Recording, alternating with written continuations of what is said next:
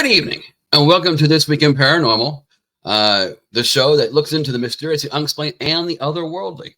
I'm Sean Wagner, your guide to the latest and strangest in all things paranormal. From ghostly encounters to UFO sightings, ancient mysteries to modern-day miracles. We'll explore the stories that challenge our understanding of the natural world and captivate our imagination. All right, tonight, it looks like it's just going to be me. Unfortunately, I had someone unable to make it. So we go with what we have, unfortunately. We'll make the best of it. Yeah. All right. First of all, in the chat, Dr. Bruce McAfee. Wow, where the hell you guys been? Jen's driving me bonkers. I think he's referring to another show. Well, thank you for the comment. I appreciate it anyway. And those of us at This Week in Paranormal do appreciate it as well still. All right. Now it's that time for the toast. All right. It is Thursday evening, East Coast time, and we are almost at the weekend and to a good show. Cheers.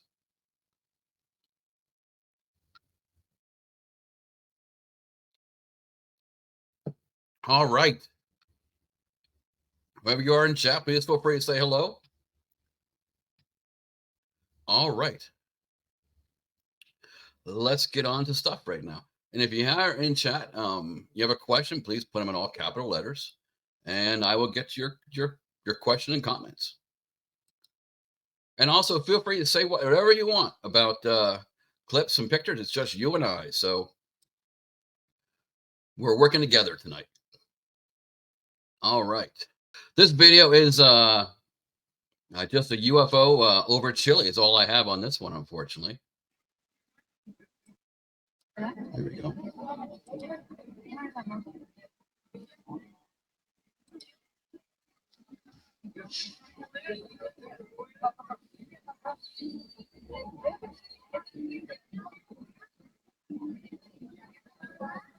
Makes you wonder, are they on a plane? Looking out the plane window, for example?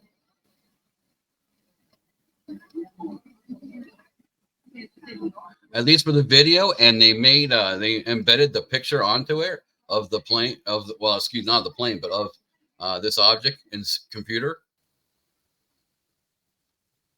I think that's a good possibility here.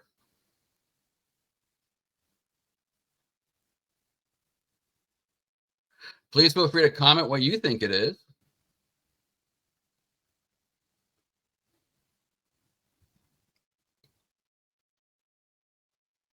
It looks like it would be a very big item, although it's also possible it's close to the camera, which would make something, regardless of its size, look a lot bigger than it really is. All right. Let's play it again.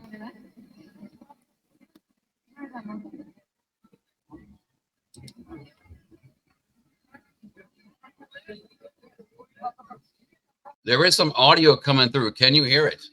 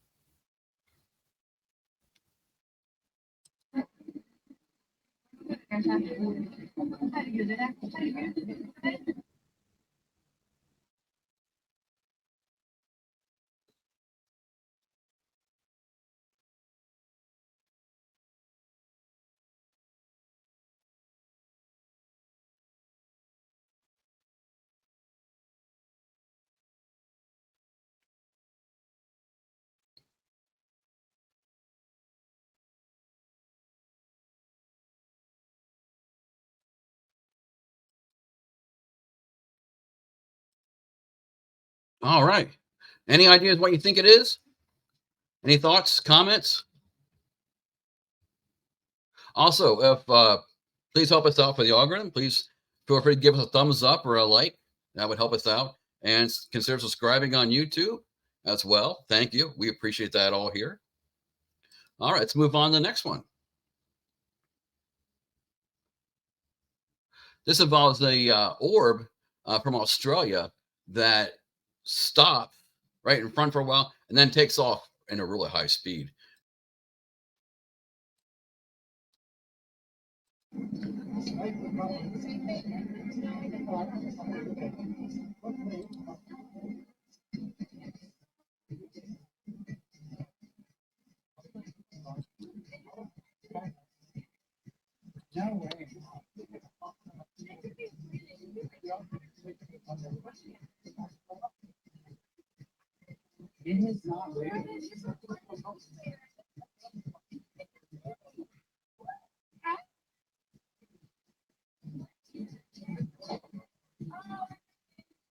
No, not moving that quick.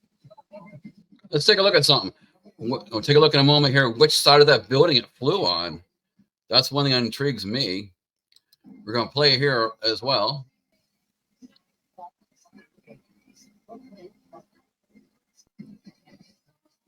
I think it flies on this side of the building, which would be kind of interesting. I think initially it's a good chance it's a drone.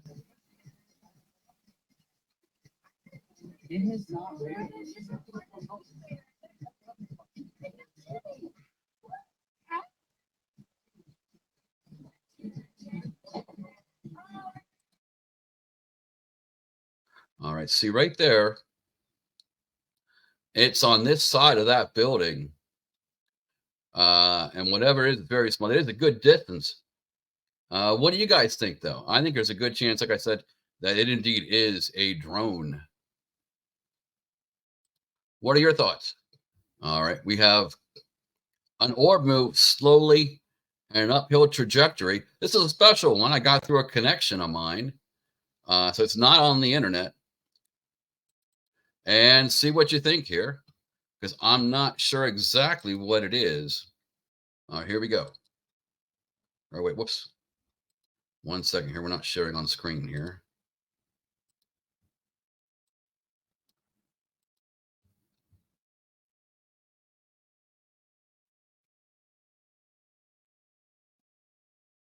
It's going to appear here momentarily.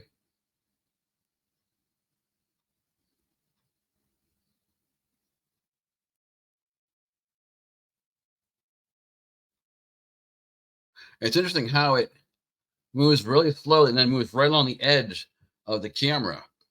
We'll play that again here.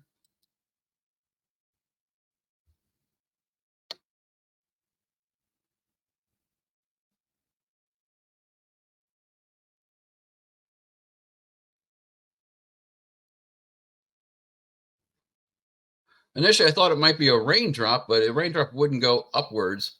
And also, it wouldn't have, it would leave a trace behind. So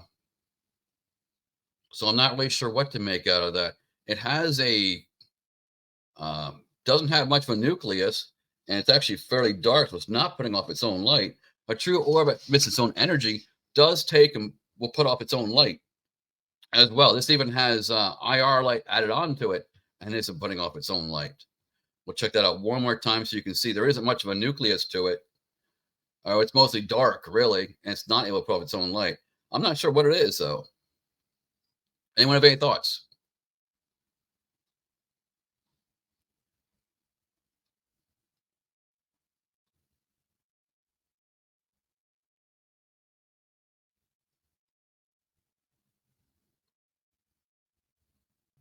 Sorry, guys, one more time here. Now, it doesn't have much of a nucleus, doesn't put off much light, and it also doesn't put off any kind of residue as like a raindrop coming through. Almost like something trails behind just a little bit. But if it was a raindrop, it wouldn't be going up in the camera.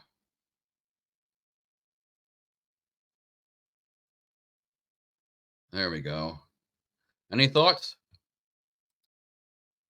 Because I'm not sure what to make out, what that would be exactly. All right, we're going to go on to the next one here. This is Andrew Jackson's home in Hermitage, taken in 2022 from the children's room. This is a picture. Here we go. Do we have a circle as well to make it nice and convenient? Is this a case of pareidolia, or could there actually be a figure there? They do have it well circled, but always be careful. Like I said, with mirrors, same thing applies to glass. Any kind of glass thing, this is what this is. All kinds of things can come through, and you end up with something that looks possibly like it could be a person, could even be a reflection of the person taking the picture in some cases, especially if you make a mistake in a mirror. But even in a glass window, it's certainly possible too. And how dirty is the window? We don't know how clean or dirty the window is. So it's hard to tell what that is. I would have to say it's probably pareidolia. And anytime you have to circle something on a picture, not looking good for chances of it being authentic. I don't think it's a purposeful hoax, though. That I don't believe. Your thoughts? Anybody have any thoughts out there?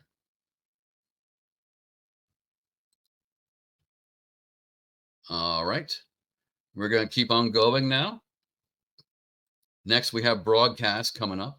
We have some really good broadcasts today dealing with UFO disclosure, as well as one has to do with dolls, the dolls being possessed. Is that a real thing? We'll get a skeptical's opinion here. And that is the first one. Jason Hawes, formerly of Ghost Hunters in Taps. Right, so when it comes down. All right. Here we go.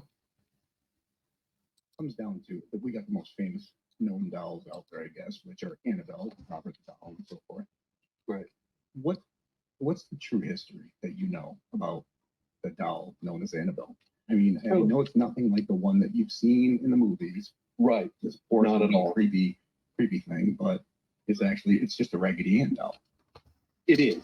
It's just a Raggedy Ann doll. So the history comes from the people that popularized it in the first place, Ed and Lorraine Warren. So this is their book, and they talk about Annabelle in here. And I want to preface this by the first chapter that you read, and when the author starts going into like all the amazing things that the Warrens did. The first thing they talk about is that there's a naval academy that had a ghost, and Ed was called in to figure it out, and it was in all the newspapers, and they give like the date, the year, and I actually found the newspaper articles about the incident. But surprisingly, Ed Warren's not in there at all. It was actually a hoax. When you look up the actual papers on newspapers.com and at West Point that you can see there, it was a hoax. It was one side was hoaxing the other side and just having fun with it. So that kind of gives me the idea that this book is not going to be so truthful. But if we look at the chapter on Annabelle, and I'm getting it here, so I'll show you the beginning chapter so you can see that what we're talking about here. So there's Annabelle, okay. Chapter 3, and if we go to page 60, we read that, and this is Ed's voice here. No, the doll is not possessed. Spirits don't possess things. Spirits possess people. Instead, the spirit simply moved the doll around and gave it the illusion of being alive. So when you read that, you're like, well, then why is it sitting in a case in someone's museum with all this alleged protection around it? Why? Why can't people touch it? Why does it have to be in a case? Why does it have to be guarded? It's not possessed. But when it comes... How does it move it around? It doesn't have any ligaments. It doesn't have any... it doesn't have anything inside. Right. It doesn't. It doesn't have a skeletal system. It doesn't have muscular ligaments. It's like, come on. It's like...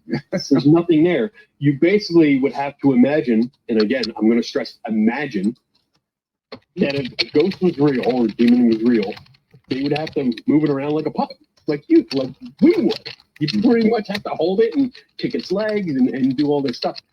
There's no point.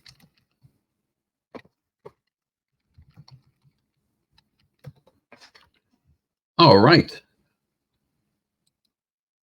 What did you guys think of that by chance? And I think there was a valid point. I went and visited Robert the Doll myself once.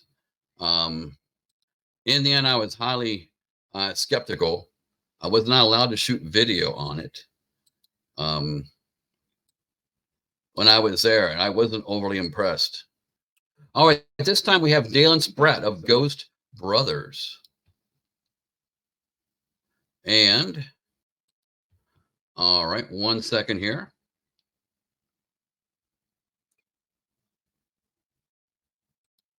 We got the SLS camera out. Let's do a sweep.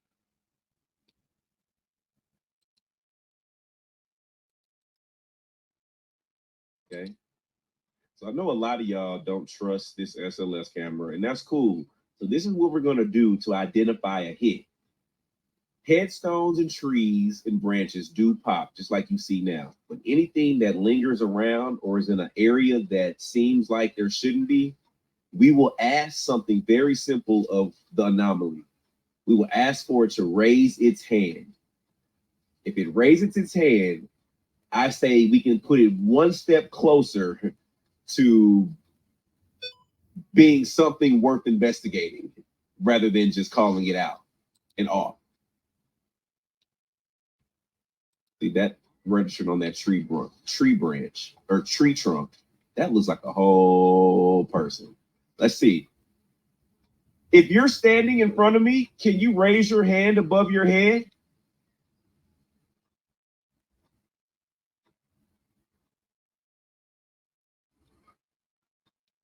Can you raise your hand above your head? Y'all, does it look like it's trying to?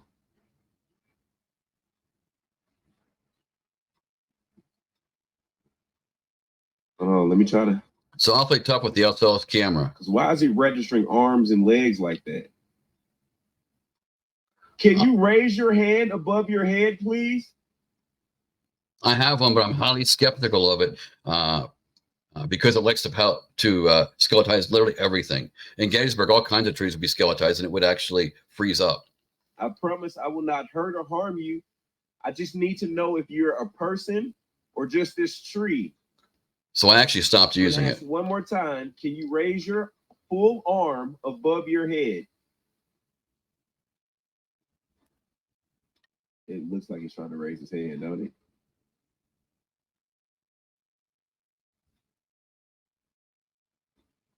It's like this hand over here is like he keeps trying to move, or it looks like it keeps trying to move. But all right, that goes against my rule, y'all. I'm gonna say it's not. At least he has the good rule in terms of analyzing it to see if it really is something. That's a good thing. I agree with that. Making it do something to tell that you really do have something real or that you might have something. All right, let's go on to the next one. The one thing I just want to say about this Richard Dolan. the one thing I just want to say about this emphasis on we must have good data. Sean Kirkpatrick, formerly of Arrow, made such statements several times. The recent Arrow report, which just came out, that's one of the new things, came out last month, of course, emphasized this need for rigor and data, rigor and transparency. Here's my problem with all of that. One implication that you get from all of these people is that we have not had good data on the UFO subject.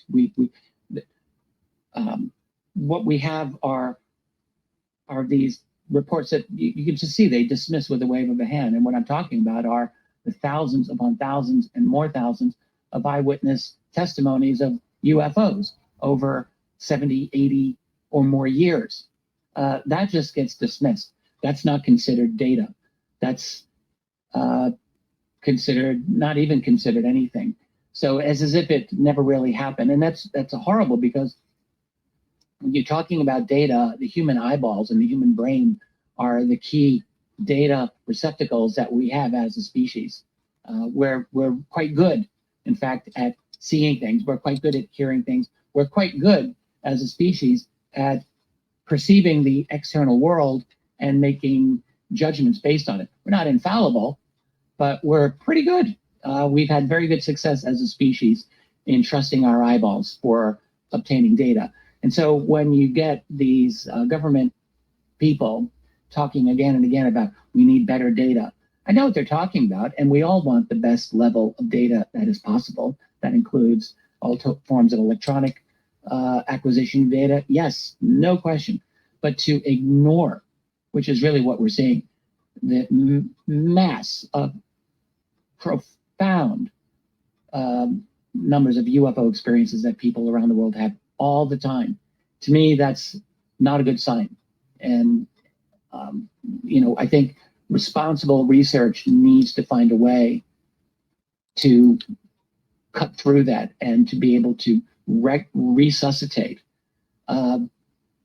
what the things that have made the UFO subject so powerful for the past 80 years, which are the actual experiences that people have. That has gotten lost in the shuffle. And I'm including things as dramatic as personal encounters as well, and including abductions or alleged contact experiences, all of that. All right.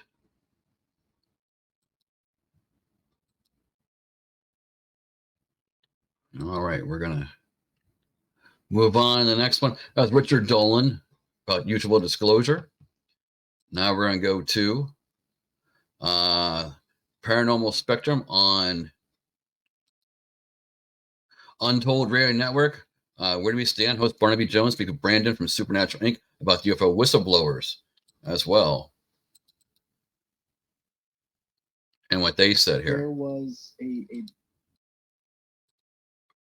big breakout in this whole discussion. And that is when the whistleblower, as you said, David Grush came forward.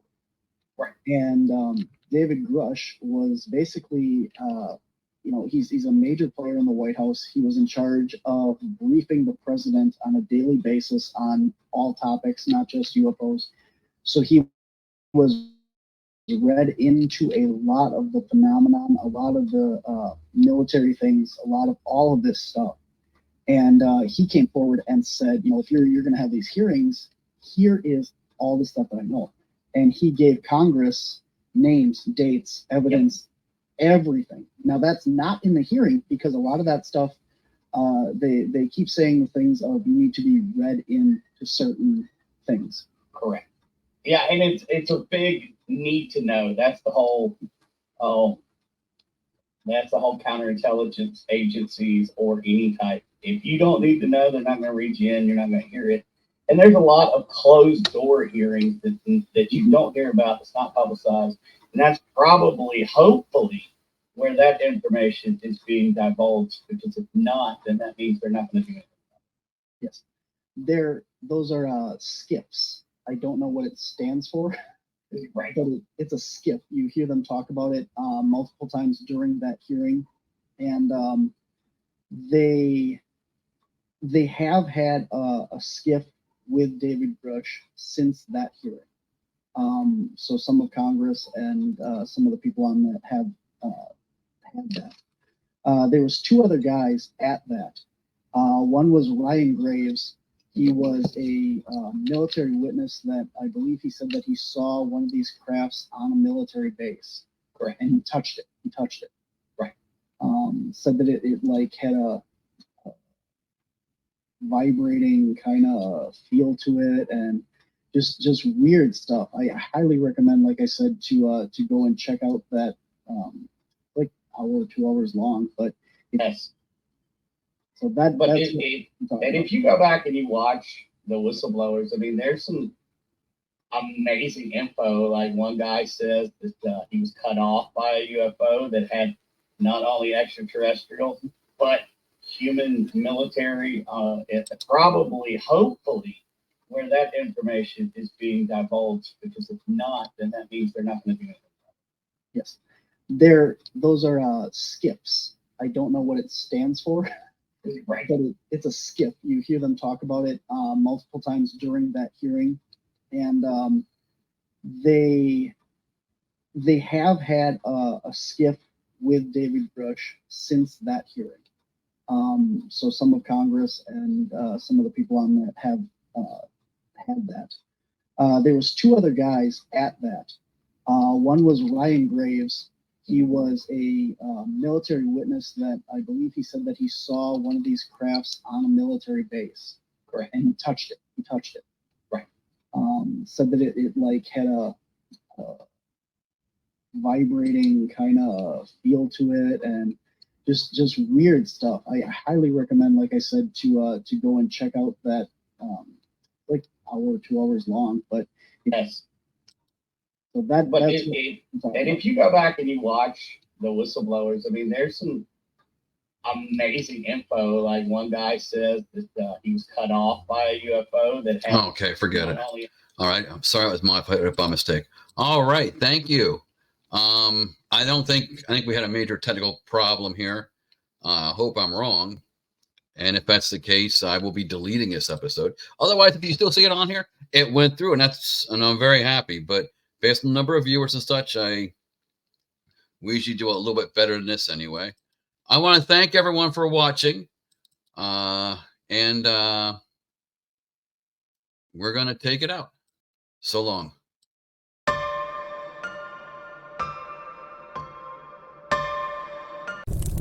This has been a CARC Universal production.